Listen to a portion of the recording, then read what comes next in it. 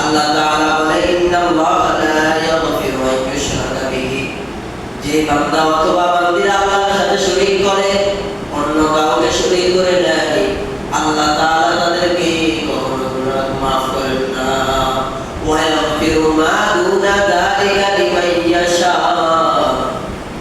আর আল্লাহ তাআলার সাথে কোনো আল্লাহর বান্দা শিরক করে নাই, তাহলে আল্লাহ তাআলা যাকে ইচ্ছা তাকে মাফ করে দেন। শিরক আর মারাত্মক গুনাহ। আল্লাহ তাআলা বলেন ওয়া মান ইউশরিক বিল্লাহি ফাকাদ হারামা আল্লাহু আলাইহিল জান্নাহ ওয়া মাওয়াহুন নার ওয়া মা লিল যালিমিনা মিন আনসার।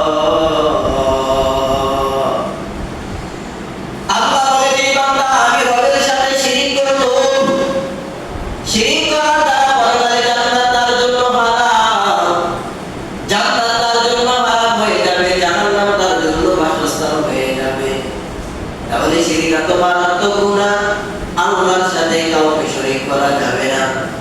আমাদের মালিককে, আমাদের রিজিক দেওয়ালা কে, আমাদেরকে লালন পালন করেন কে, আমাদেরকে মারেন কে, বাঁচান কে, তার মতো কেউ আছে?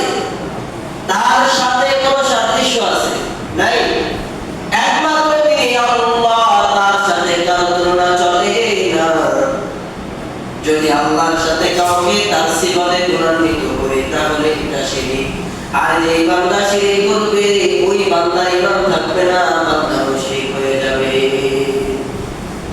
লা শিরকা ওয়ালা মিথলা ওয়ালা কুফুয়া লিমাওলা, লা ওয়ালিদা লা ওয়ালাদা ওয়ালা আম্মা ওয়া খালা, লা ওয়ালিদা লা ওয়ালাদা ওয়ালা আম্মা ওয়া খালা, আল আউয়াল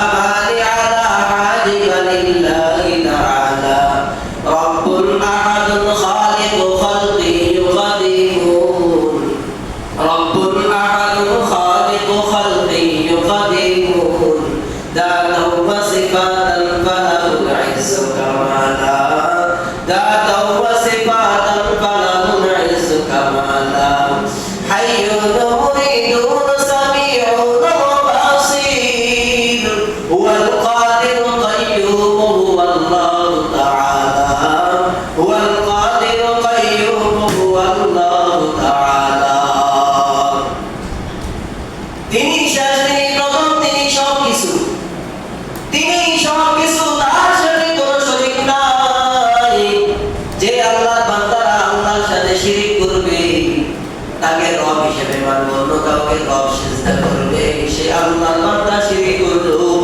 আর যে ব্যক্তি শিরক করবে, তার ঠিকানা হবে জাহান্নাম। মায়ার নবী বলেছেন তালি মুজিবান, দুইটা জিনিস এমন, একটা আরেকটার কারণে আবশ্যক হয়।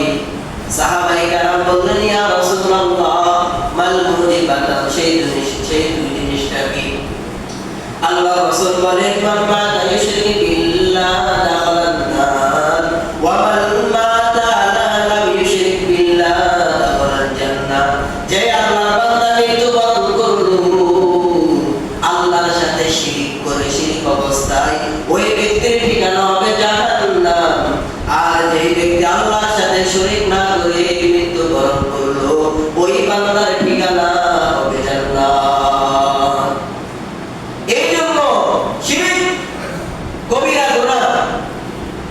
এক নাম্বার কবিরা গুনাহ হচ্ছে আল্লাহর সাথে কাউকে শরীক করা, আল্লাহর সিফাতের সাথে কাউকে শরীক করা। এই জন্য সাবধান, আল্লাহর সাথে কারো শরীক যেন না করে। সাবধান, খুব সাবধানে চলতে হবে। দুই নাম্বার কবিরা গুনাহ সাহাবায়ে কেরামের সমালোচনা করা, সাহাবায়ে কেরামকে গালি দেওয়া, তাদেরকে সত্যের মাপকাঠি ঈমান ভঙ্গ হয় অনেকগুলো কারণে। তার মধ্যে তিন ভাগ আছে। কিছু কাজ আছে যেগুলো কিছু কিছু কথাবার্তা আছে যেগুলোর কারণে ঈমান ধ্বংস হয়। আবার কিছু কিছু আকীদা আছে যে আকীদাগুলোর কারণে রাখার কারণে পোষণ করার কারণে ঈমান চলে যায়। আবার কিছু কাজ আছে যে কাজগুলো করার মাধ্যমে ঈমান চলে যায়। তো আকীদার সাথে যে সম্পৃক্ত তার মধ্যে একটা হচ্ছে সাহাবায়ে কেরামকে সত্যের মানকাঠি মনে করা, মেয়ার মনে করা। যদি না মনে করি